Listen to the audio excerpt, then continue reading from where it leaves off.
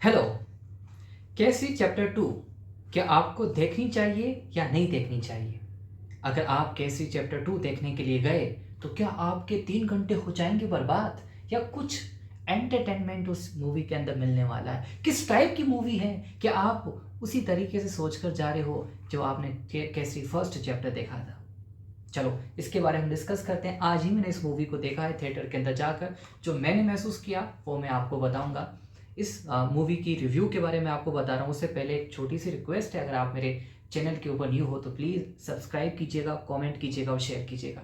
कैसी चैप्टर के बारे में मैंने कुछ पॉइंट्स नोट किए ताकि जो मैंने देखा वो मैं आपको सब हूबहू बताऊं, जो मैंने देखा, जो मैंने ऑब्जर्व किया। फर्स्ट पॉइंट, क्या कैसी चैप्टर 2 कैसी चैप्टर फर्स्ट का कंटिन्यू पॉइंट है या कंटिन्यू जो मूवी है वही है? तो उसका आंसर है नहीं। कैसरी जो फर्स्ट मूवी आई थी वो एक अलग मूवी थी और जो कैसरी चैप्टर सेकंड है ये मूवी ये अलग है। बट दोनों के अंदर कॉमन क्या है? पेट्रोटिज्म इन दोनों मूवी के अंदर कॉमन है। इन दोनों मूवी के अंदर हम एक चीज़ कॉमन देखते हैं, वो हमारे वतन के लिए, हमारे मुल्क के लिए जो प्यार होता है वो एक कॉमन है। यो ये जो कैसे चैप्टर सेकंड जो मूवी है स्टार्ट कहाँ से होती है? आप स्टार्टिंग के अंदर जाओगे, जाहिर सी बात है थिएटर के अंदर पहले स्टार्टिंग के अंदर कुछ शोज चलते रहते हैं, तो ऑफ कोर्स अगर आप 5-10 मिनट लेट हो जाते हो, हाँ उसका कुछ नहीं होता, वो शोज एडवर्टाइजमेंट होते हैं, उसके लिए मैंने शोज टर्म यूज़ किया और उससे आप वेल नोन हो।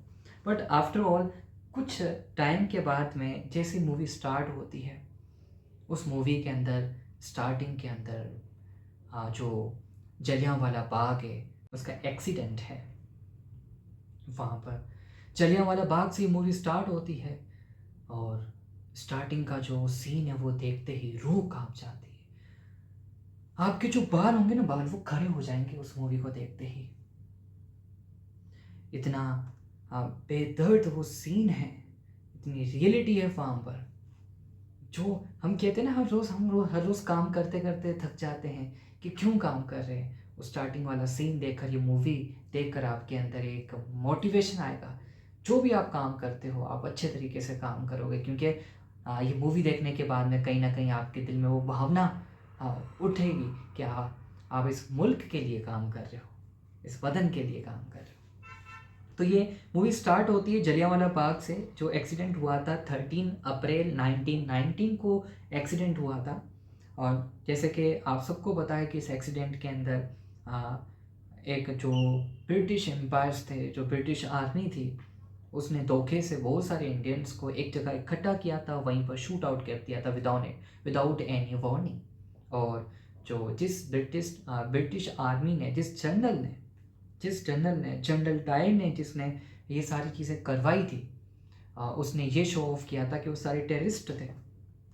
तो स्टार्ट होती मूवी यही जलियांवाला बाग से। उसके बाद में एक प्रोफेसर की कहानी आती है। प्रोफेसर को हिरासत में लेना चाहते हैं क्योंकि वो प्रोफेसर अपने स्टूडेंट के साथ मिलकर ब्रिटिश गवर्नमेंट के अगेंस्ट लड़ने की कोशिश कर रहा था। अब ऐसे कोई सबूत होते नहीं कि उस प्रोफेसर को कोर्ट के अंदर गुनहगार साबित किया जाए। और उस इस मूवी के अकॉर्डिंग जो अक्षय कुमार है, जिसका शंकर नायर नेम है इस मूवी के अंदर, वो बहुत ही फेमस एक लॉयर है जिसने अभी तक अपनी लाइफ के अंदर एक भी केस नहीं हारा है। तो जो ब्रिटिश गवर्नमेंट है वो अपने आप को राइट प्रूव करने के लिए अपना लॉयर जो हायर करती है, वो अक्षय कुमार को, यार कहने का मतलब शंकर नायर को, वो जो लॉयर को हायर करती है। एज ए रिजल्ट जो शंकर नायर है वो केस जीत जाता है, प्रोफेसर को गिल्टी करार दिया जाता है। और फिर से वहीं पर जलियांवाला बाग का फिर से सीन स्टार्ट हो जाता है। बहुत सारी डेड बॉडीज जो है वो वाटर टैंक के अंदर मिलती है। अंधाधुंध फायरिंग होती है। फायरिंग करते वक्त ये नहीं देखते कि सामने एक छोटी सी लड़की है, एक छोटा सा बच्चा है, या गर्भवती महिला है, या बूढ़ा इंसान है, कुछ भी हो, सबको वो मारते रहते हैं। आवाज़ उठनी चाहिए और इसी आवाज़ उठाने के लिए प्रोफेसर, और वहीं पर एक एंट्री होती है उसके बेटे की। उस बाग के अंदर उस प्रोफेसर का बेटा भी होता है, बट अभी तक मूवी में पता नहीं चलता है कि वो प्रोफेसर का बेटा होता है, बाद में पता चलता है, मैं आपको अभी बता रहा हूँ। और उस मूवी के अंदर उस प्रोफेसर का जो बेटा वो बच जाता है। फिर बाद में जो एक कॉमेडी बिठाई जाती है कि वो टेररिस्ट एक अटैक था जो टेररिस्ट को हटाने के लिए, टेररिस्ट को किल करने के लिए क्या आर्मी ने वो अटैक किया था, वो या वो रियल में इनोसेंट पीपल की वहाँ पर जान गई थी। तो एक कॉमेडी बिठाई जाती है, कॉमेडी के अंदर वो जनरल डायर साफ हो जाता है। उस कॉमेडी के अंदर जो जुडिशरीज बिठाई जाती है उसमें अक्षय कुमार या शंकर नायर भी मेंबर होता है। वो गिल्टी करार देता तो है, बट वहीं पर कुछ धांधली होने की वजह से, करप्शन होने की वजह से वो शो ऑफ नहीं हो पाता है। अब बाद में क्या होता है, जब वो अक्षय कुमार जाता है, अक्षय कुमार जब जाता है एज ए जुडिशरी मेंबर बनकर, तो वहाँ पर उसी प्रोफेसर का जो सन है वो उसी जुडिशरी बिल्डिंग के बाहर प्रोटेस्ट करता है। तभी अक्षय कुमार उससे कांटेक्ट होता है, तो आप उसे देख पाओगे। बहुत सारी चीज़ें, आप इस मूवी को देखने ज़रूर जाइएगा, आपको बहुत ही अच्छी मूवी लगेगी। एक पेट्रोटिक मूवी है, आप बोर नहीं होंगे। ये पूरी मूवी आपको एंटरटेन रखेगी। एंटरटेन का मतलब ये नहीं कि यहाँ पर कोई फाइटिंग होने वाली है। यहाँ पर ये मूवी, अगर आप देशभक्त हो तो आप देखने के लिए जाओ। अगर आप अपने काम करते करते बोर हो गए हो कि क्यों काम कर रहे हो, तो आप देखने के लिए जाओ। अगर आप ऐसा महसूस करते हो कि आप क्यों जिंदा जी रहे हो, जो हमारे एंसेस्टर्स थे उनकी क्या कुर्बानियाँ रही है इस देश को बनाने के लिए, तो आपको ज़रूर देखने जानी चाहिए। जो आपका ये लेसी जो ब्लड है ना, इस लेसी ब्लड के अंदर जान भर देगी ये मूवी। गारंटेड आपको ये मूवी देखनी चाहिए। जब भी आप फ्री हो तो आप मूवी देखनी चाहिए। अब मैं कुछ पॉइंट्स को और शॉर्टकट में बताऊंगा। फिर उसके बाद में जो प्रोफेसर का सन है उसकी डेथ हो जाती है।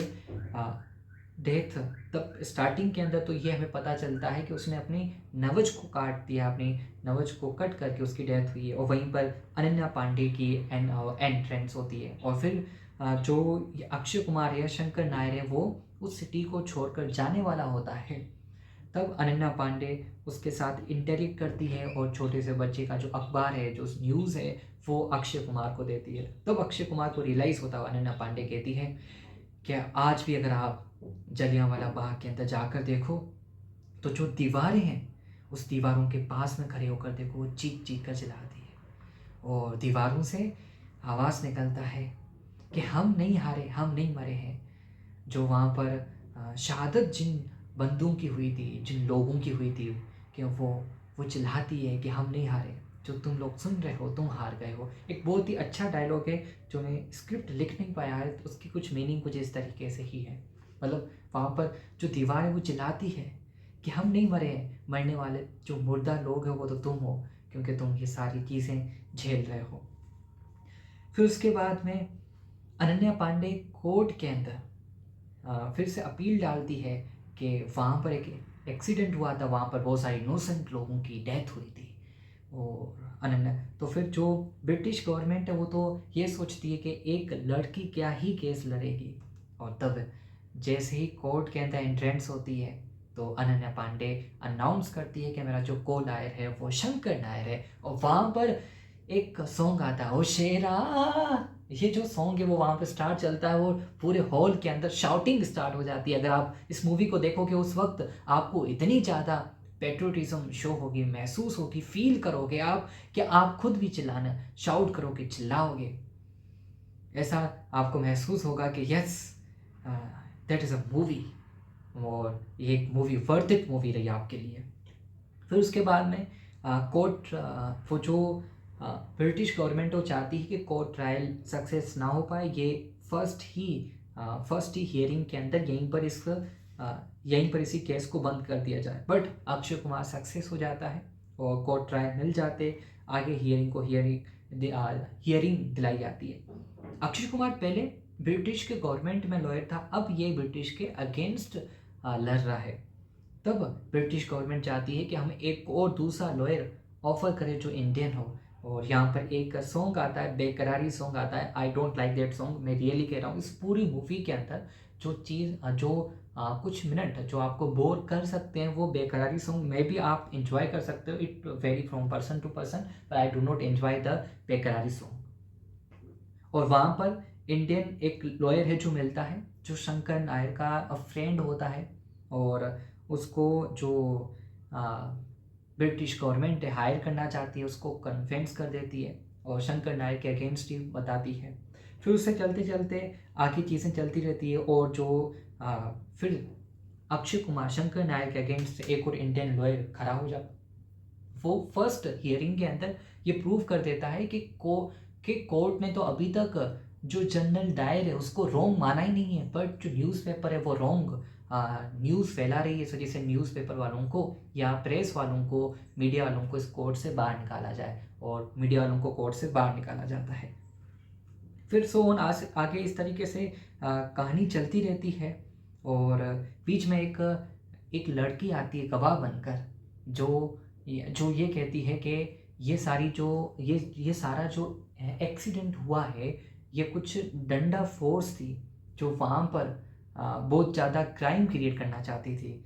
एक लेडी आती जिसने जो कहती है कि एक इंडियन ने मेरा रेप कर दिया, और वो जो जिस इंडियन ने मेरा रेप किया था वो इस डंडा फौज का एक अधिकारी था, वरिष्ठ अधिकारी था, जो हाईएस्ट पोस्ट के ऊपर था।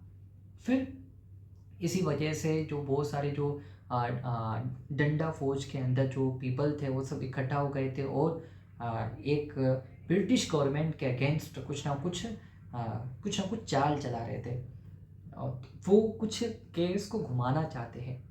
और फिर वहीं पर अनन्या पांडे प्रूव कर देती है सेकंड हायरिंग के अंदर कि वो जो लड़की वो झूठ बोल रही है, जिस लड़के के बारे में बोल रही है उसने इसका रेप नहीं किया, वो इसका प्रेमी था तो वो इंडियन, बट वो उसका लवर था।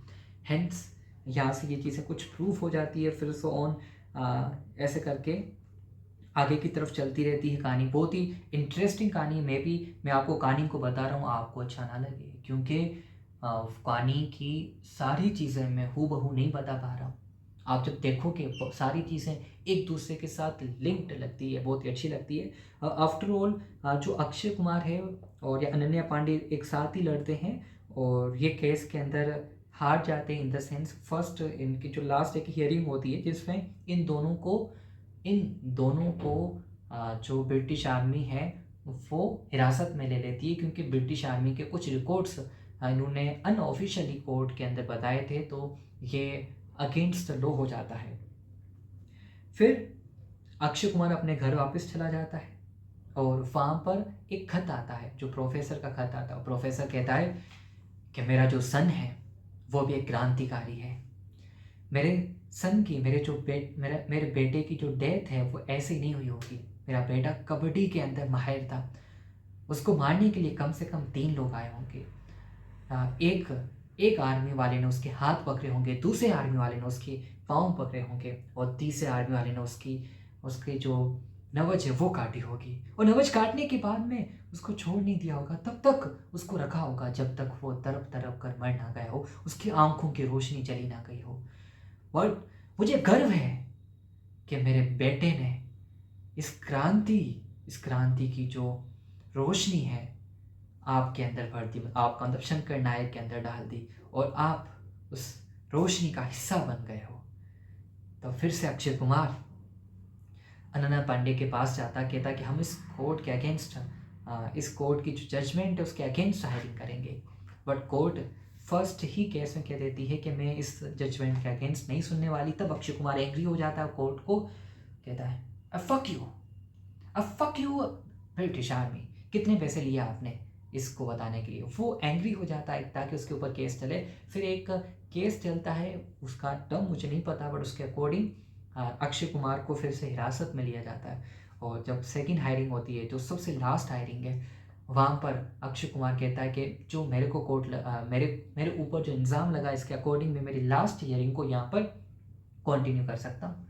और वहाँ पर जो जुडिशरी के मेंबर्स थे उनमें से एक मेंबर को बुलाया जाता है, कहा कि वहाँ पर ये प्रूव किया जाता है कि आपने तो गिल्टी करार दिया था, बट करप्शन की वजह से लास्ट में भी ऐसा ही हुआ कि जनरल डायर को गिल्टी करार नहीं दिया गया। तो इस तरीके से in the end Akshay Kumar Shankar Nayak जीत जाता है, और इसकी तारीफ या प्रशंसा हम के जो महात्मा गांधी जी भी करते हैं। ओवरऑल ये मूवी बहुत ही अच्छी रहने वाली है, वर्थ इट रहने वाली है। बुक माई शो के ऊपर इसको 9.4 रेटिंग मिली हुई है। वहीं पर थिएटर के अंदर दूसरी मूवी जाट भी चल रही है जो मैंने नहीं देखी, उसको 4 रेटिंग मिल रही है। आफ्टर ऑल आप इस मूवी को ज़रूर देखने जाइएगा, ये एक फैमिली मूवी है। अगर आपके बच्चे हैं उनको ज़रूर दिखाइए, क्योंकि बच्चों की जो ये उम्र होती है सीखने की, वहाँ पर उन्हें बहुत अच्छा सीखने को मिलेगा इस मूवी के अंदर। मैं सिर्फ ये नहीं कह रहा कि बच्चे ही देखें, किसी भी एज के पीपल देख सकते हैं, और ये सबको देखनी चाहिए, ताकि हमें ये चीज़ नहीं भूलनी चाहिए कि ये जो वतन जो हमें मिला है, ये जो वतन जो हमें मिला है, ये ऐसे ही नहीं मिला है, इसमें बहुत सारे लोगों की कुर्बानियाँ हैं। और वहीं पे मैं लास्ट में एक और चीज़ से एंड करना चाहूँगा कि जलियांवाला बाग जो ये कांड हुआ था, क्यों हुआ था? क्योंकि 13 अप्रैल को तो जलियांवाला बाग का ये कांड हुआ था, उससे पहले 9 अप्रैल को रामनवमी थी, और रामनवमी के अंदर हिंदुओं ने और मुस्लिम ने एक साथ मिलकर उस रामनवमी को मनाया था। तो जो ब्रिटिश आर्मी का जो ये एक लॉ था, डिवाइड एंड रूल था, वो डिवाइड एंड रूल वहाँ पर फेल हो रहा था, और उसी वजह से जनरल डायर ने बहुत सारे इंडियंस के ऊपर क्रूरलिटी शो की। तो ये चीज़ हमें ये बताती है कि हमारा जो ये देश है, ये रातों रात नहीं मिला, ये देश हमारा रातों रात नहीं बना, यहाँ पर बहुत सारे लोगों की कुर्बानियाँ हैं, और हमें हमारे इस देश को आगे लेकर जाना है। हमें किसी से झगड़ा नहीं करना, किसी से फाइटिंग नहीं करनी, हम किसी से लड़ना नहीं चाहते, बट हमारे देश को सबसे ऊपर लेना चाहते हैं। जय हिंद, जय भारत। आप ज़रूर देखने जाइएगा इस मूवी को, उसके बाद में आप फिर से मेरे इस वीडियो के ऊपर ज़रूर कमेंट कीजिएगा। जय हिंद।